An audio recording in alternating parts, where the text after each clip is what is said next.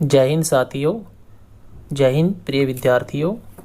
इस वीडियो में हम कक्षा 12 की पुस्तिका भूगोल के अंतर्गत लोग और अर्थव्यवस्था में अध्याय संख्या 3, जिसका शीर्षक है मानव विकास, से संबंधित चर्चा करेंगे। तो इस अध्याय में हम जिन टॉपिकों पर आज चर्चा करने जा रहे हैं वो हैं मानव विकास। क्रमशः हम इनका अध्ययन करेंगे। पहला टॉपिक लेंगे हम मानव विकास, फिर मानव विकास की परिभाषा इसमें शामिल करते हुए इसका विश्लेषण करते हुए बाद पढ़ेंगे हम भारत में मानव विकास। तीसरा टॉपिक लेंगे हम भारत में मानव विकास सूचकांक, और अंत में हम पढ़ने जा रहे हैं जनसंख्या, पर्यावरण और विकास। तो विद्यार्थियों, इस लेसन में यह जो पाठ है वह उत्तराखंड की एक रेखा नाम के लड़की के उदाहरण से, जो बाद में 60 वर्ष पहले लड़की थी, बाद में एक विधवा बन जाती है, वहाँ से शुरुआत होती है इस पाठ की। और उसमें इस एक छोटे से उदाहरण से समझाया गया है कि किस प्रकार वह एक गांव से निकलकर वैधव्य जीवन में अपने ससुराल चली जाती है, और वहाँ से जो वो कल्पना लोक में विचरण करती है कि शहरों की ज़िंदगी इस प्रकार होगी, शहरों में इस तरह की सुख सुविधाएं होंगी, इन सब को अपने दिमाग में रख कर जब वो दिल्ली चली जाती है तब उसको विकास की दूसरी छवि उसके सामने आती है, जिसमें वो देखती है कि शहरों में किस प्रकार से गंदी बस्तियाँ होती हैं, मलिन बस्तियाँ होती हैं। तो इसको समझाने का इस उदाहरण से इस तरह से समझाया गया है कि जो विकास होता है वो हम सोचते हैं वो नहीं होता। विकास एक बहुआयामी पहलू है। इसकी व्याख्या अनंत प्रकार से इसकी व्याख्या की जा सकती है। संकीर्ण दृष्टि से विकास को हम नहीं देख सकते। तो इसी संदर्भ के इसी उदाहरण के साथ इस जो रेखा नाम की, उत्तराखंड की रेखा नाम की युवती है जो बाद में विधवा बनती है, उससे इस पाठ को शुरुआत मिलती है और उसके बाद में इसको विकास को समझाया गया है। तो हम सबसे पहले हम समझ लेते हैं कि विकास क्या है, मानव विकास क्या है, इसकी परिभाषा क्या है। तो विद्यार्थियों, मानव विकास को हम परिभाषित कर रहे हैं वो इस प्रकार से है। मानव विकास स्वस्थ भौतिक पर्यावरण से लेकर आर्थिक, सामाजिक और राजनीतिक स्वतंत्रता तक सभी प्रकार के मानव विकल्पों को सम्मिलित करते हुए लोगों के विकल्पों में विस्तार और उनकी शिक्षा, स्वास्थ्य सेवाओं तथा सशक्तिकरण के अवसरों में वृद्धि की प्रक्रिया है। इस परिभाषा को हम विश्लेषित करते हैं, इसका विश्लेषण करते हैं कि मानव विकास के अंतर्गत सिर्फ उसकी जो आर्थिक वृद्धि है, जो कि हम संकीर्णता में, बहुतायत में लोग जो होते हैं मानव विकास से तात्पर्य इतना ही रखते हैं कि अमुक व्यक्ति धनी है तो वो मानव विकसित मानव है, लेकिन ऐसा कदापि नहीं है। मानव विकास में उसकी आर्थिक स्वतंत्रता हो, उसकी सामाजिक स्वतंत्रता हो। सामाजिक स्वतंत्रता से तात्पर्य हम देखते आए हैं कि महिलाएं और वंचित वर्ग के लोगों को वो सुख सुविधाएं, वो जीवन, उनका एक जीवन स्तर है, उसको हम देखें तो वो सुख सुविधाएं नहीं मिलती जो उच्च वर्ण के लोगों को मिलती है। वैसे ही पुरुष और स्त्रियों से तुलना करें तो आज भी ज़्यादातर देशों में, ज़्यादातर देशों में और हमारे देश में भी कई राज्यों में हम देख सकते हैं कि स्त्रियों की दशा पुरुषों की दशा के पुरुषों की तुलना में कमतर की जाती है। स्त्रियों को इतना महत्व नहीं है। और आप लेटेस्ट उदाहरण से देखो, न्यूज़पेपर पे नज़र डालो तो आपको मालूम हो जाएगा अफ़गानिस्तान में जो महिलाएं कार्यालयों में काम करती थी उनको प्रतिबंधित किया जा चुका है, बुर्का उनके लिए अनिवार्य किया जा चुका है। तो इस तरह से हम देख पाएंगे कि विकास में आर्थिक सुरक्षा तो हो ही, साथ में सामाजिक और राजनीतिक स्वतंत्रता भी होना ज़रूरी है। क्या अफ़गानिस्तान में कोई व्यक्ति है जिसके पास बहुत सारा धन है, उसको हम विकसित मानव कह सकते हैं? कदापि नहीं कह सकते, क्योंकि वहाँ धन होना सब कुछ नहीं है। वहाँ हम देख रहे हैं कि राजनीतिक स्वतंत्रता नहीं है, तालिबान का अधिकार हो गया है। तो इन सब, इस जो आर्थिक, सामाजिक और राजनीतिक स्वतंत्रता के ये जो सारे विकल्प हैं, इन सब विकल्पों को शामिल किया जाता है। और यदि ये सारे विकल्प उपलब्ध है, सारे विकल्पों का एक समायोजन हो जाता है, तो उसको हम कहेंगे मानव विकास। अब आगे इसमें चर्चा करते हैं। मानव विकास के प्रकार हैं। मानव विकास को हम किस तरह से देख सकते हैं? मानव विकास को हम दो प्रकार से देख सकते हैं। एक तो हम पाश्चात्य जीवन शैली और एक दूसरा है भारतीय। भारत और पाश्चात्य जीवन शैली के संदर्भ में हम चर्चा को आगे बढ़ाते हैं। पाश्चात्य देशों से तात्पर्य यूरोपीय देश हैं, संयुक्त राज्य अमेरिका है, उनसे हम लेते हैं। तो वहाँ मानव विकास के अंतर्गत आधुनिकीकरण है, वहाँ के मानव के लिए अवकाश की सुविधाएं हैं, आधुनिकीकरण है, और वहाँ आपको नजर आएगा सुविधा और समृद्धि से उनका जुड़ाव होता है।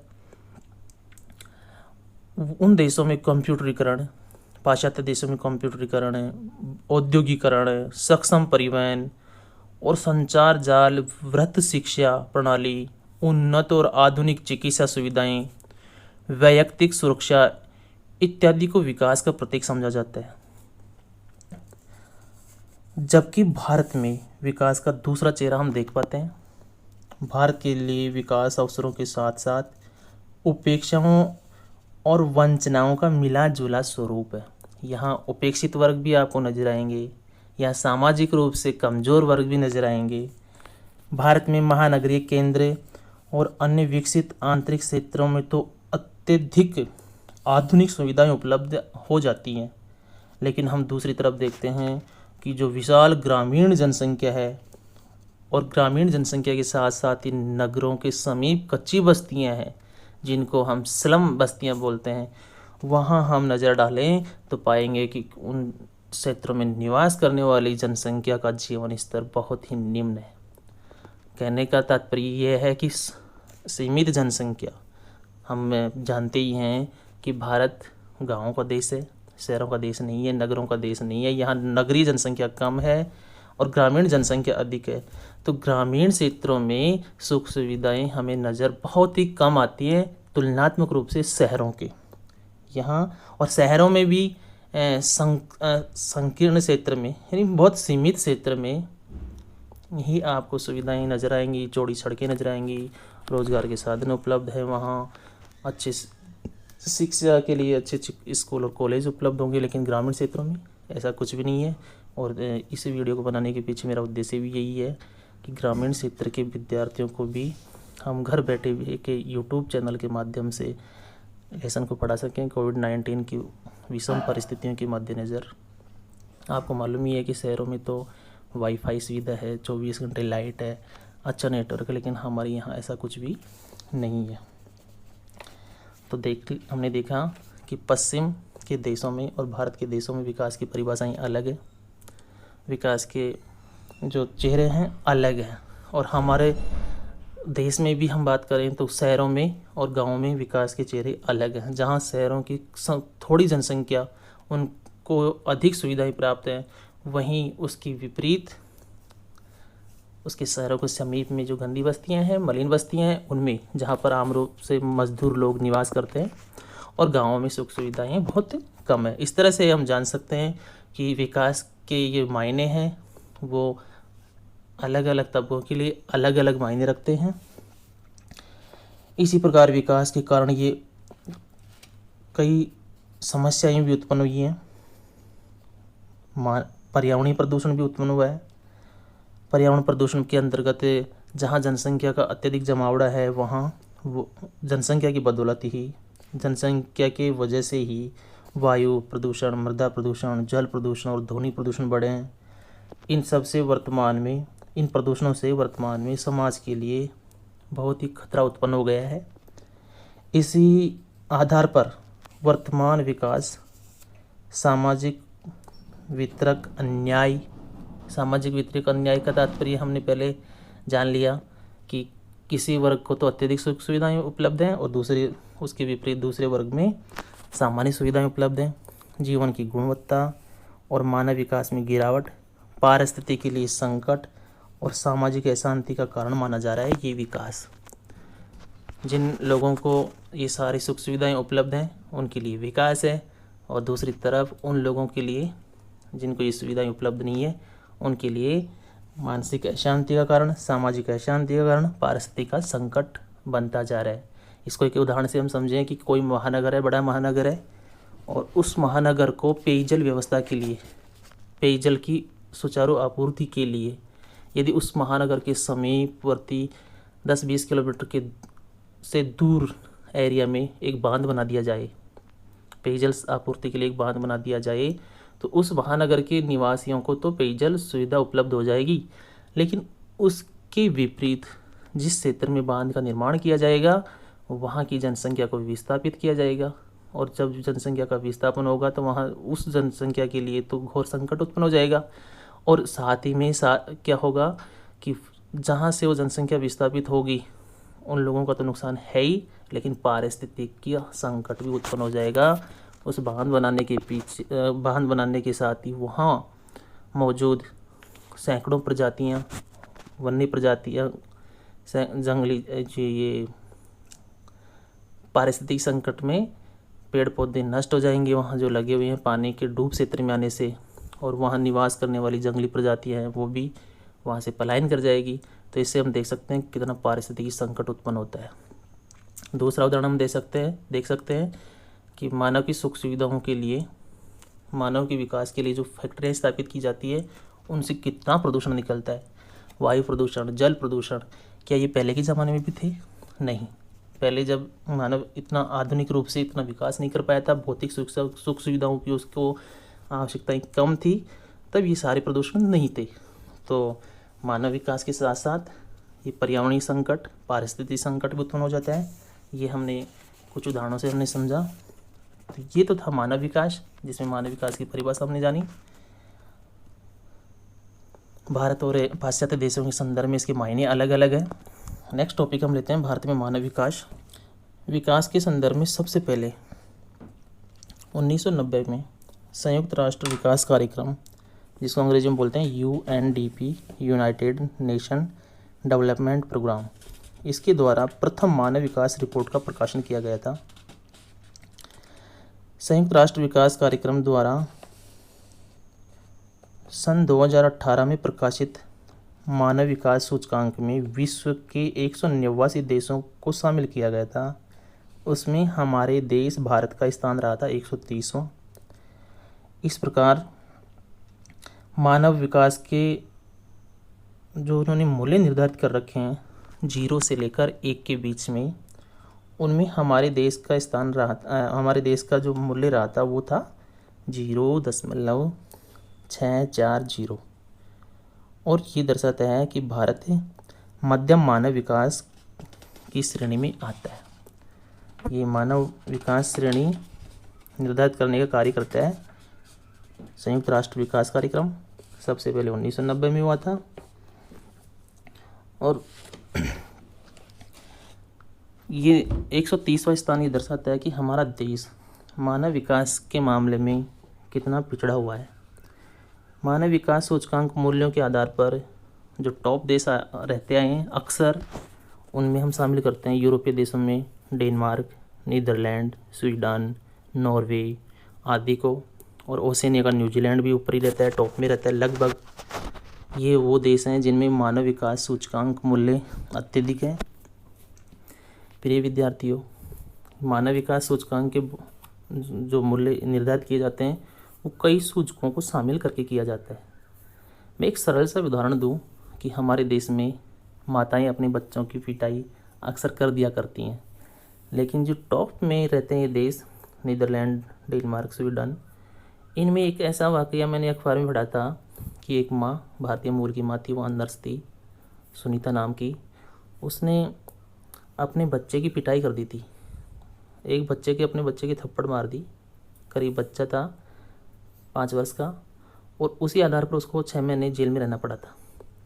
तो आप देख सकते हैं इस उदाहरण से कि विदेशी ये जो देश हैं जो टॉप में रहते हैं, यहाँ मानव के विकास के मायने कुछ अलग ही है। मानव की सुख सुविधाओं का अत्यधिक ख्याल रखा जाता है। तो इस श्रेणी में UNDP की मानव विकास रिपोर्ट जो 2018 में प्रकाशित हुई है, उसमें सबसे टॉप में जो देश है वो नॉर्वे है। 0.953 यहाँ का सूचकांक रहा है। और हमारे देश का सूचकांक 0.640 है और 130वें नंबर पर आया है। और साथ ही हमारे पड़ोसी देश हैं बांग्लादेश और पाकिस्तान, जिनका हाल किसी से छिपा हुआ नहीं है, वो हमसे भी पीछे रहे हैं मानव विकास के सूचकांक में।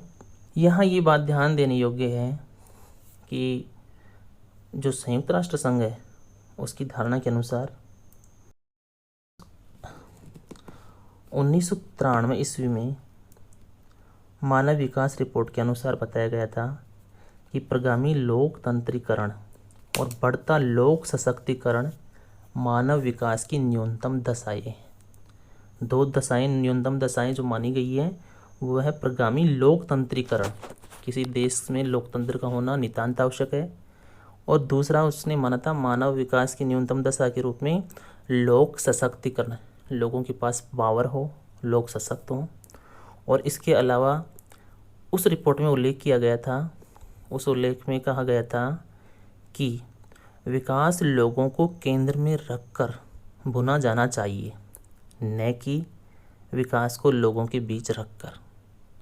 यानी लोगों को केंद्र में रखा जाना चाहिए, फिर विकास होना चाहिए, व्यक्ति की जीवन दशा उन्नत हो, इसलिए व्यक्ति को केंद्र में रखा जाए।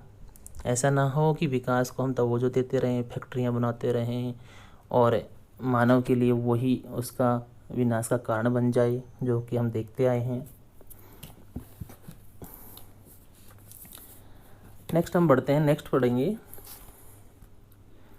इसी यूएनडीपी, ये भारत में विकास पढ़ रहे हैं, भारत में मानव विकास का टॉपिक पढ़ रहे हैं, तो उसी के अंतर्गत हम देखते हैं कि भारत में भी भारत का जो योजना आयोग है, जिसकी जगह अब नीति आयोग बना दिया गया है, तो पहले ये योजना आयोग था, इस योजना आयोग ने भी यूएनडीपी द्वारा चुने गए सूचकांकों के आधार पर भारत के लिए भारत के राज्यों और केंद्र शासित प्रदेशों को विश्लेषण की इकाइयां मानते हुए एक मानव विकास रिपोर्ट तैयार की है। भारत के योजना आयोग ने अंतिम मानव विकास सूचकांकों का परिकलन 3 सूचकों के आधार पर किया है। ये 3 सूचक हैं: आर्थिक उपलब्धियों के सूचक, स्वस्थ जीवन के सूचक और सामाजिक सशक्तिकरण के सूचक। एक एक का हम विश्लेषण करते हैं, एक एक की व्याख्या करते हैं।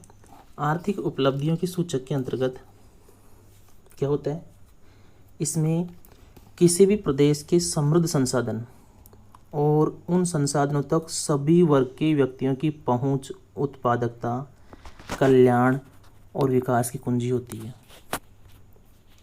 आर्थिक उपलब्धियों के सूचक के रूप में सकल घरेलू उत्पादन तथा प्रति व्यक्ति आय को देखा जाता है। सकल घरेलू उत्पादन, जीडीपी जिसको हम बोलते हैं अंग्रेजी में, उसको जीडीपी के साथ में और दूसरा देखते हैं प्रति व्यक्ति आय, दोनों को देखना जरूरी होता है। ये दोनों सूचक है, इससे आर्थिक उपलब्धियों का हम आकलन करते हैं। आर्थिक उपलब्धियों के आकलन में हम देख पाएंगे कि हमारे देश में राज्य और केंद्र शासित प्रदेश, वो जो केंद्र शासित प्रदेश हैं, उनको हम 3 वर्गों में देखते हैं, 3 वर्गों के रूप में देखेंगे, जिनमें पहला वर्ग है जहां सकल जनसंख्या में 10% से भी कम जनसंख्या गरीबी रेखा से नीचे निवास करती है। गरीबी रेखा, बिलो पॉवर्टी लाइन, जिसको संक्षिप्त रूप में हम बोलते हैं बीपीएल। इन राज्यों का जीवन स्तर उच्च है और ये राज्य हैं आंध्र प्रदेश, दिल्ली, गोवा, हिमाचल प्रदेश, केरल, पंजाब, सिक्किम, पुडुचेरी, अंडमान निकोबार द्वीप समूह, दमन और दीव और लक्षद्वीप, ये 4 केंद्र शासित प्रदेश। और ये मिलाकर ये जो राज्य अभी हमने उल्लेखित किए हैं, आंध्र प्रदेश, दिल्ली, गोवा, हिमाचल प्रदेश, केरल, पंजाब, सिक्किम, ये सब राज्य अपेक्षा करते तुलनात्मक रूप से हमारे देश में सही मानव विकास वाले हैं, आर्थिक रूप से सक्षम हैं, गरीबी यहाँ कम है, 10% से भी कम बीपीएल लोग यहाँ निवास करते हैं। मध्यम रूप में उन राज्यों और केंद्र शासित प्रदेशों को शामिल किया गया है जहाँ 10 से 20% के बीच में गरीबी रेखा है, गरीबी रेखा से नीचे निवास करते हैं, बीपीएल है।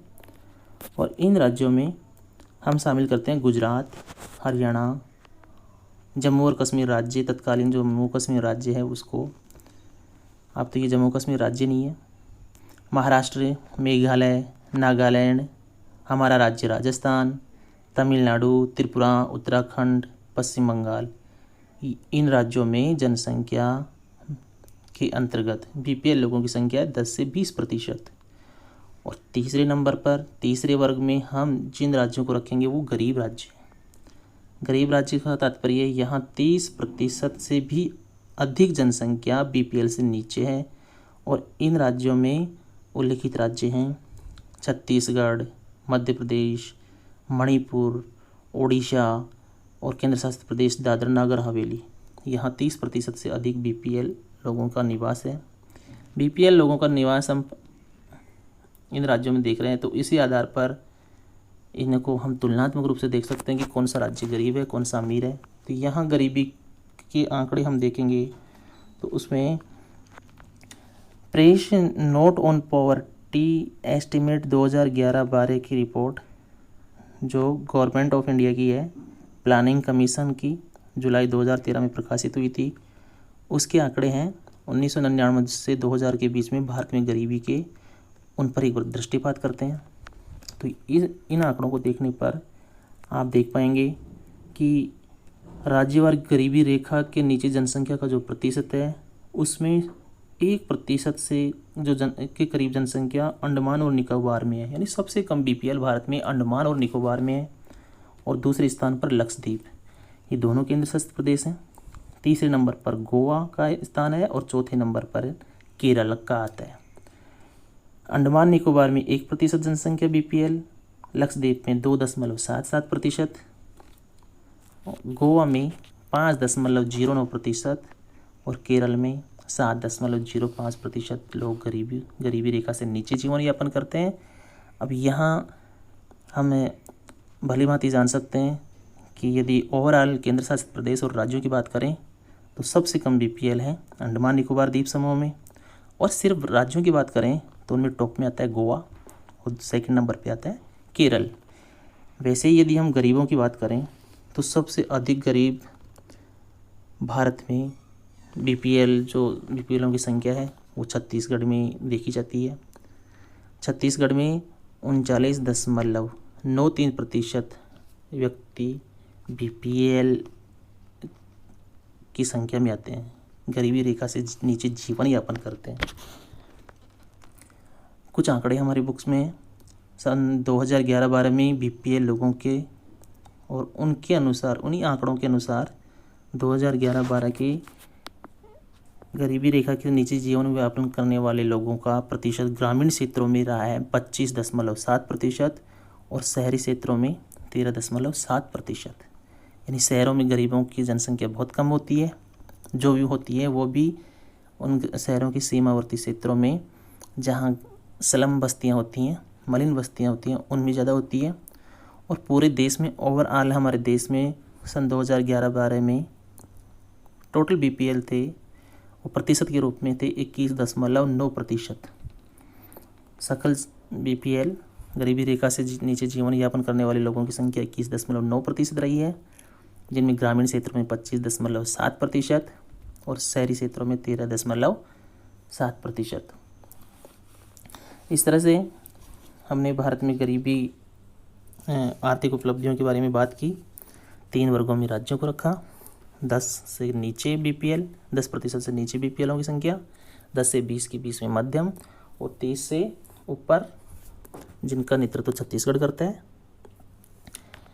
भारत में मानव विकास का पहला सूचक आर्थिक उपलब्धियां का सूचक, दूसरा सूचक के रूप में हम बात करेंगे, दूसरे सूचक के रूप में बात करेंगे स्वस्थ जीवन शैली, स्वस्थ जीवन का सूचक। सामान्यतः रोग और पीड़ा से मुक्त जीवन और आदर्श दीर्घायु एक स्वस्थ जीवन का सूचक होता है। कहते हैं ना कि स्वस्थ मस्तिष्क एक स्वस्थ शरीर में निवास करता है और एक स्वस्थ शरीर के लिए स्वच्छ वातावरण विशेष रूप से स्वच्छ हवा, पानी, शोर मुक्त माहौल और स्वच्छ परिवेश प्राथमिक आवश्यकताएं होती हैं। विद्यार्थियों, आपको स्वर्ण आभूषणों से विभूषित करके, स्वर्ण आभूषणों का परिधान आपको पहनाकर, स्वर्ण आभूषणों के कपड़े हों और फिर आपको कहीं ऐसे स्थान पर रख दिया जाए जिसके चारों ओर शोरगुल हो, तो क्या आपको आनंद मिल पाएगा? शायद नहीं, पूरी तरह से नहीं मिल पाएगा। आपको यदि पेयजल के रूप में पेयजल नहीं मिले तो वहाँ आपके पास अपार धन संपत्ति का होना कोई मायने नहीं रखता। तो इसी को ध्यान में रखकर इस सूचक को शामिल किया जाता है कि किसी भी व्यक्ति या किसी भी परिवार के लिए आर्थिक रूप से सक्षम होना ही ज़रूरी नहीं है। उसके लिए बहुत ज़रूरी होता है कि उसका परिवेश स्वस्थ जीवन शैली वाला हो, पर्यावरणीय रूप से शुद्ध हो। तो इसी को ध्यान में रखकर ये सूचक शामिल किया जाता है। और इस सूचक में ये ध्यान रखा जाता है कि जो ये जिसको हम कहेंगे शिशु मृत्युता और माताओं में प्रजननोत्तर मृत्यु की दर किस राज्य में अधिक है, किस में कम है, इस सूचक को शामिल किया जाता है। रोग और पीड़ा से मुक्त जीवन और दीर्घायु एक स्वस्थ जीवन के सूचक होते हैं। तो जिस देश और राज्यों में जीवन प्रत्याशा अधिक होती है उसमें मानव विकास के जो सूचकांक होते हैं उसके मूल्य बढ़ जाते हैं। जीवन प्रत्याशा का तात्पर्य होता है कि औसत रूप से कोई व्यक्ति कितना अधिक जीवित रहता है। जैसे जापान में 90 से ऊपर जीवन प्रत्याशा पाई जाती है, यानी औसत रूप से वहाँ एक व्यक्ति 90 वर्ष से अधिक जीता है। हमारे देश में जीवन प्रत्याशा बहुत कम है। और जीवन प्रत्याशा के आंकड़े हम देखते हैं हमारे देश में 1951 से लेकर 2015 तक के सन 2015 तक के आंकड़ों का हम विश्लेषण करने जा रहे हैं। कुछ स्वास्थ्य सूचकों के मामले में भारत में सराहनीय कार्य हुए हैं और इसे क्षेत्र में हम जानेंगे मृत्यु दर का घटना एक मुख्य कार्य है। 1951 से लेकर सन 2015 के आंकड़ों को हम देखें तो 1951 में 25.1% था मृत्यु दर, जो घटकर 2015 में आते आते 6.5 प्रति हज़ार हो गया। इसी अवधि में 2015 से पहले 1951 से लेकर 2015 तक शिशु मृत्यु दर भी 148 प्रति हज़ार से घटकर 37 प्रति हज़ार हो गया, जो ये दर्शाता है कि भारत में इस क्षेत्र में बेतहासा तो नहीं कह सकते, लेकिन एक बहुत ही अच्छी तरह से इस क्षेत्र में सुधार हुआ है। स्वास्थ्य सेवाओं में वृद्धि हुई है। इसी प्रकार 1951 से 2015 की अवधि में जन्म के समय जीवन प्रत्याशा में पुरुषों के लिए 37.1 वर्ष से 66.9 वर्ष का होना ये दर्शाता है कि जीवन प्रत्याशा में कितनी अच्छी वृद्धि हमने हासिल की है। जहाँ पहले 1951 में औसत रूप से पुरुष लोग 37.1 साल ही जी पाते थे, अब बढ़कर हो गया 2015 में 66.9%। अभी हम बात कर रहे थे जापान की, जहाँ 90 से भी अधिक जीवन प्रत्याशा है। इसको बोलते हैं जीवन प्रत्याशा। स्त्रियों के लिए जीवन प्रत्याशा जहाँ 1951 में 36.2 थी, जो बढ़कर हो गई 70 वर्ष से अधिक। पहले जहाँ 1951 में एक स्त्री की जीवन प्रत्याशा औसत जीवन प्रत्याशा थी 36.2, जो बढ़कर हो गई है 2015 में 70 वर्ष। यानी काफ़ी कुछ सफलता हमें प्राप्त हुई है। भारत में जन्म दर भी इस अवधि में 40.8 से घटकर 20.8 तक हुई है। लेकिन ये तो हमारे लिए पॉजिटिव बात है, लेकिन यहाँ कुछ नेगेटिव बातें भी हमें देखने को मिली, और उनमें सबसे बड़ी बात जो उभर कर आई है वो है लिंगानुपात। हमारी जीवन प्रत्याशा में बेशक वृद्धि हुई है, स्वास्थ्य सेवाओं में सुधार हुआ है, लेकिन लिंगानुपात में गिरावट हमारे लिए चिंता की बात है। यदि केरल को अपवाद मान लिया जाए, केरल एक अपवाद है, तो केरल को छोड़ दिया जाए तो सभी राज्यों में बच्चों का लिंग अनुपात सन 2011 की जनगणना के आंकड़ों में घट गया था, और सबसे अधिक चिंताजनक आंकड़े निकल कर आए पंजाब और हरियाणा के, जिनमें भी हरियाणा में बहुत ही अत्यधिक डरावने आंकड़े हमें प्राप्त होते हैं। कारण यह है कि वहाँ लिंगानुपात में 1000 पुरुषों के पीछे मात्र 850 स्त्रियों की संख्या देखने को मिली 0 से 6 वर्ष के आयु वर्ग की जनगणना में। प्रत्यक्ष से जनगणना की गई थी ये बच्चों के लिए, तो उसमें 1000 बच्चों के पीछे मात्र 850 लड़कियां ही देखने को मिलती हैं। ये एक सामाजिक विसंगति है। ये हमारे जो आर्थिक विकास है, मानव विकास है, उसमें लिंगानुपात का कम होना हमारे लिए चिंताजनक बात है। भारत में मानव विकास का जो 3 सूचक हम पढ़ रहे हैं, आर्थिक उपलब्धियों की बात की, स्वस्थ जीवन के सूचकों की बात की। नेक्स्ट हम देखेंगे सामाजिक सशक्तिकरण के सूचक। मानव विकास अज्ञानता, दासता, भूख, गरीबी, निरक्षरता और किसी भी अन्य प्रकार की प्रबलता से मुक्ति है। और इस मुक्ति का सबसे मूल आधार जो है वह साक्षरता। यदि किसी देश में, किसी राज्य में, किसी जिले में, किसी गांव में साक्षरता दर अत्यधिक है तो ये स्वाभाविक है कि वहाँ दासता, भूख, गरीबी ये नहीं टिक पाएंगी। और यदि ये नहीं है, विपरीत स्थिति है, साक्षर नहीं है, तो इनका होना स्वाभाविक है। ये हो ही जाती हैं। दासता में आदमी जकड़ जाता है अज्ञानता की वश, भूख से पीड़ित होता है, गरीबी बढ़ती जाती है। तो इन सब जो दुर्दशाओं के पीछे मूल कारण है मानव का असाक्षर होना है। तो चलिए, जब साक्षरता की बात चल रही है तो हम भारत की साक्षरता के आंकड़ों पर एक नज़र डाल लेते हैं। भारत में कुल साक्षरता लगभग 74.04% दर्ज की गई थी और स्त्रियों की साक्षरता 65.46%। ये आंकड़े हैं सन 2011 की जनगणना से प्राप्त। अब ये तो सकल जन साक्षरता है देश की 74.04%। अब इन राज्यों में भी हमें अलग अलग बातें देखने को प्राप्त होती हैं। उत्तरी राज्य हैं वो साक्षरता की दृष्टि से विपन्न राज्य कहे जा सकते हैं। बिहार, उत्तर प्रदेश में अत्यधिक जनसंख्या है, जनसंख्या का जमावड़ा है। पश्चिम बंगाल में भी जनसंख्या घनत्व उच्च पाया जाता है। लेकिन इन राज्यों में बिहार, उत्तर प्रदेश, छत्तीसगढ़, झारखंड में जनसंख्या में साक्षरता की दर कम है तुलनात्मक रूप से दक्षिण के राज्यों में। दक्षिण भारत के अधिकांश राज्यों में कुल साक्षरता और महिला साक्षरता राष्ट्रीय औसत से ऊंची है। भारत के राज्यों में साक्षरता दर में व्यापक प्रादेशिक असमानता पाई जाती है।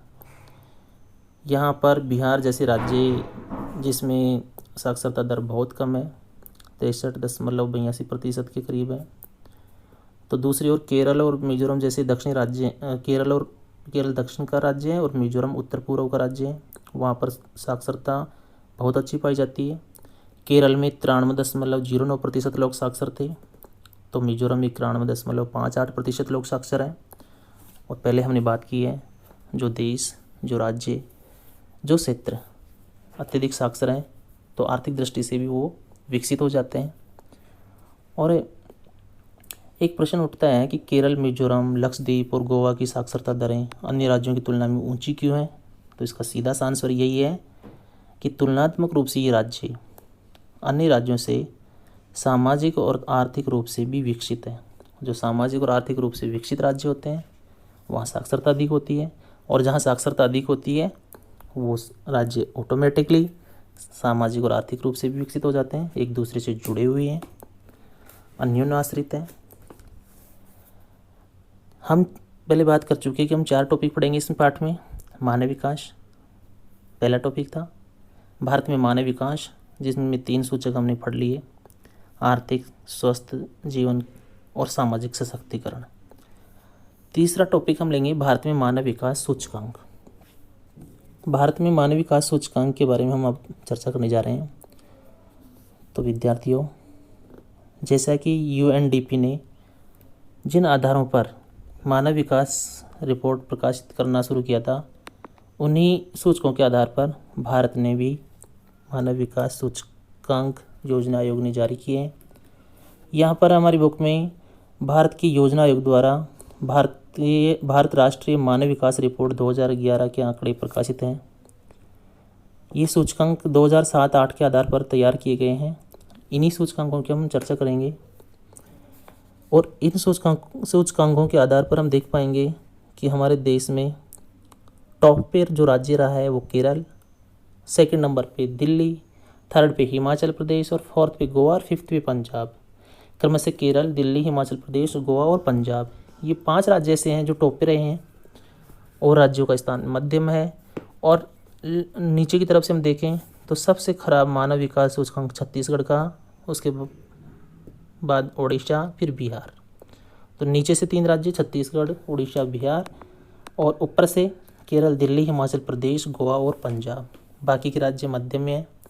यहाँ 23 राज्यों के सूचकांक शामिल किए गए थे। राज्य अधिक हैं लेकिन जो पूर्वोत्तर के राज्य हैं उनको एक साथ शामिल कर लिया गया था। असम को छोड़कर असम के आंकड़े अलग से जारी किए गए हैं। केरल का सूचकांक, मानव विकास सूचकांक मूल्य 2007-8 में 0.790 था। पहले हम बात कर चुके कि मानव विकास मूल्य की सूचकांक 0 से लेकर 1 अंक के बीच के होते हैं। और दिल्ली में जो सूचकांक रहा है वो 0.750। इसके विपरीत हम बात करें जो सबसे कम मानव विकास सूचकांक वाला राज्य है छत्तीसगढ़, 0.358। सबसे नीचे रहा है ये राज्य, 23वें नंबर पे है। हमारे राज्य राजस्थान का भी हम इस संदर्भ में बात करें तो ये राजस्थान इस रिपोर्ट में 2011 में जो रिपोर्ट प्रकाशित हुई थी 2007-8 के मानव विकास की भारत के, उसमें 17वें नंबर पे रहा था।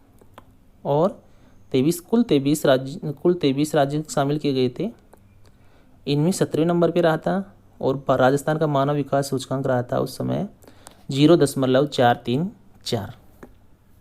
तो हम देख सकते हैं कि राजस्थान भारत में बहुत पीछे रहा है।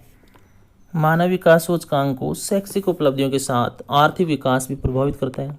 इस कारण शैक्षणिक व आर्थिक दृष्टि से विकसित केरल, दिल्ली, हिमाचल प्रदेश, गोवा, पंजाब जैसे राज्यों का मानव विकास सूचकांक मूल्य बिहार, उड़ीसा, छत्तीसगढ़ जैसे राज्यों से उच्च है। और अंत में हम जिस टॉपिक को देखेंगे वो है जनसंख्या, पर्यावरण और विकास। विकास सामान्य रूप से मानव विकास विशेष रूप से सामाजिक विज्ञानों में प्रयुक्त होने वाली एक जटिल संकल्पना है। यह जटिल है क्योंकि युगों से यही सोचा जा रहा है कि विकास एक मूलभूत संकल्पना है और यदि एक बार इसे प्राप्त कर लिया गया तो यह समाज की सभी सामाजिक, सांस्कृतिक और पर्यावरणीय समस्याओं का निदान हो जाएगा।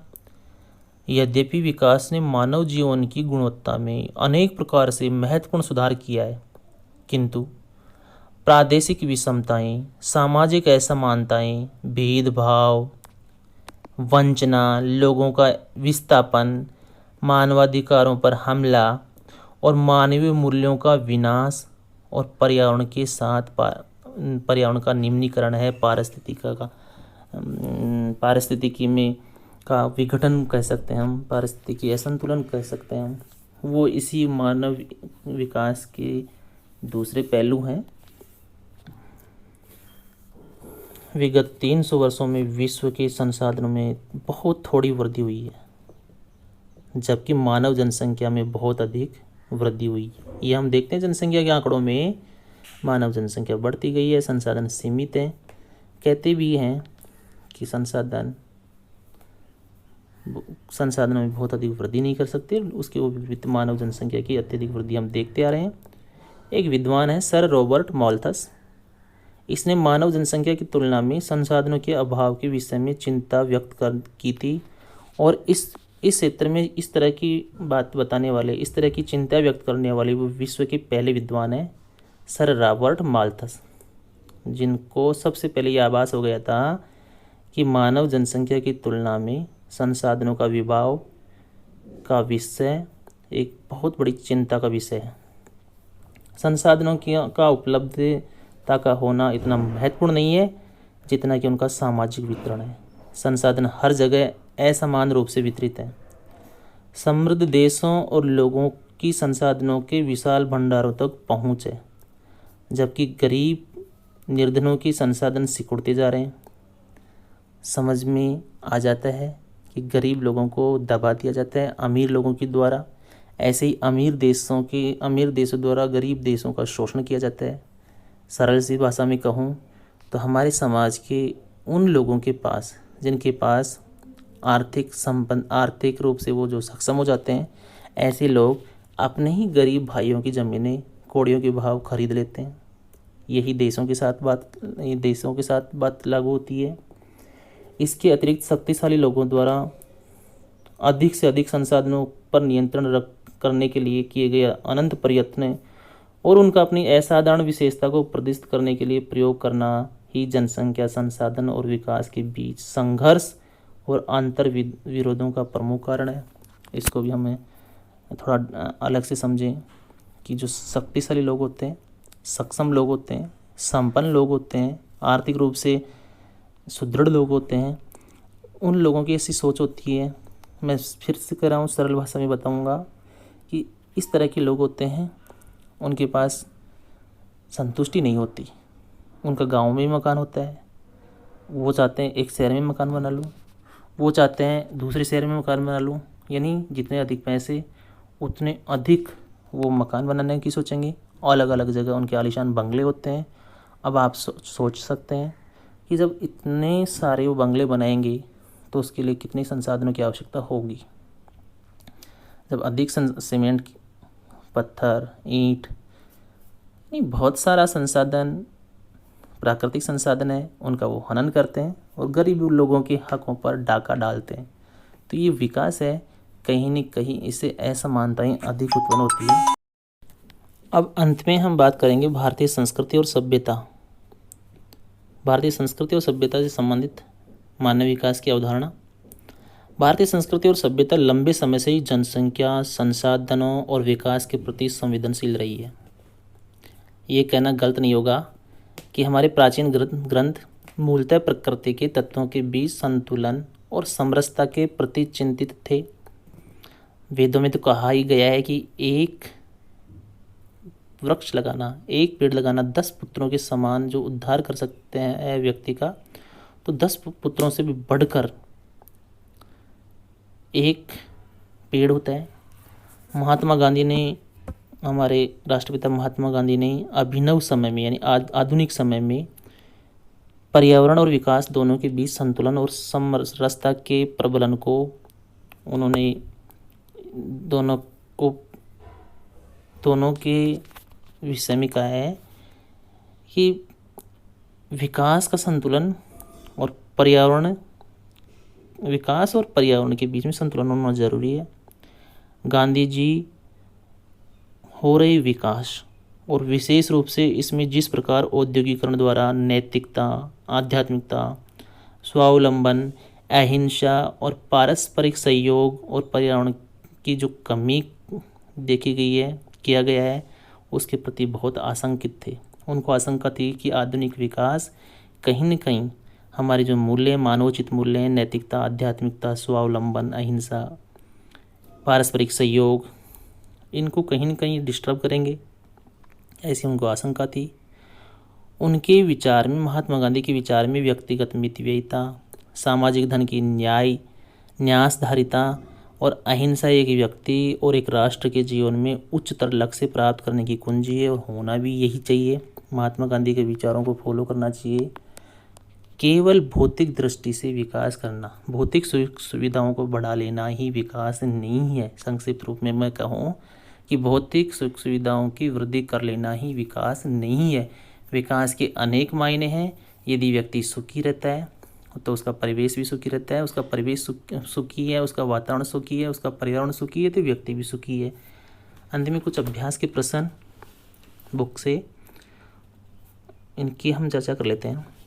एक अभ्यास का क्वेश्चन है, मानव विकास सूचकांक 2011 के संदर्भ में विश्व के देशों में भारत की कौन सी कोटि या रैंक थी? तो इसका आंसर होगा 134, 134। भारत में स्त्री साक्षरता निम्नतम जो इस प्रश्न में है वो बिहार है। इसका आंसर 0 से 6 आयु वर्ग के बच्चों में लिंगानुपात सबसे कम हरियाणा में है। केंद्र शासित प्रदेशों में साक्षरता दर उच्चतम उपलब्ध विकल्पों में से लक्षद्वीप। मानव विकास की परिभाषा, तो मानव विकास की परिभाषा के रूप में हम इसे को दोबारा से देख लेते हैं, परिभाषित कर लेते हैं। तो इसका उत्तर होगा स्वस्थ भौतिक पर्यावरण से लेकर आर्थिक, सामाजिक और राजनीतिक स्वतंत्रता तक सभी प्रकार के मानव विकल्पों को सम्मिलित करते हुए लोगों के विकल्पों में विस्तार और उनकी शिक्षा, स्वास्थ्य सेवाओं तथा सशक्तिकरण के अवसरों में वृद्धि की प्रक्रिया मानव विकास कहलाती है। लघु 30 शब्दों वाले क्वेश्चन है। इन्हीं में एक क्वेश्चन है, उत्तरी भारत के अधिकांश राज्यों में मानव विकास के निम्न स्तरों के 2 कारण बताओ। तो इसमें प्रथम कारण प्रति व्यक्ति कम आय है और दूसरा है साक्षरता का न्यून होना। उत्तर भारत के राज्यों में ये मानव विकास के निम्न स्तरों के 2 कारणों में पहला प्रति व्यक्ति कम आय लिख सकते हैं और दूसरा है साक्षरता का न्यून होना। तीसरा क्वेश्चन इसमें है, भारत के बच्चों में घटते लिंगानुपात के 2 कारण। तो इसका आंसर इस प्रकार से हो जाएगा कि एक तो हमारे यहाँ हरियाणा जैसे राज्यों में ज़्यादा देखने को मिलता है, जब बच्चा माँ के गर्भ में होता है तभी अल्ट्रासोनोग्राफिक मशीनों के द्वारा, अल्ट्रासाउंड तकनीक द्वारा बच्चों का लिंग परीक्षण कर लिया जाता है, जो कि एक नैतिक रूप से बहुत ही गलत बात है। लेकिन चोरी छिपे ऐसा होता है, सरकारें इसको हतोत्साहित करती हैं, उचित दंड का प्रावधान भी किया गया है, फिर भी लोग चोरी छिपे जिनकी नैतिकता नहीं होती है ऐसे डॉक्टर से मिलीभगत करके लिंग जांच करवा लेते हैं और गर्भपात करवा देते हैं। यदि गर्भ में बालिका शिशु पल रहा हो तो, बालिका भ्रूण हो तो उसको गर्भपात करवा देते हैं। एक कारण तो ये है। और दूसरा कारण है भारत में पितृसत्तात्मकता का होना, लड़कों की तरफ लड़कियों की तुलना में ज़्यादा रुझान होना, पितृसत्तात्मकता में बच्चों की तरफ अधिक रुझान होना और लड़कियों के प्रति हीन भावना होना, ये भी इसका कारण है। यदि वीडियो ठीक लगा हो तो अगले वीडियो के लिए, यदि आपको ये वीडियो ठीक लगा हो तो कमेंट्स में बता देना। अगला लेसन लेकर मैं आपके समक्ष कुछ दिन बाद में फिर से हाजिर होऊंगा। तब तक के लिए जय हिंद, नमस्कार।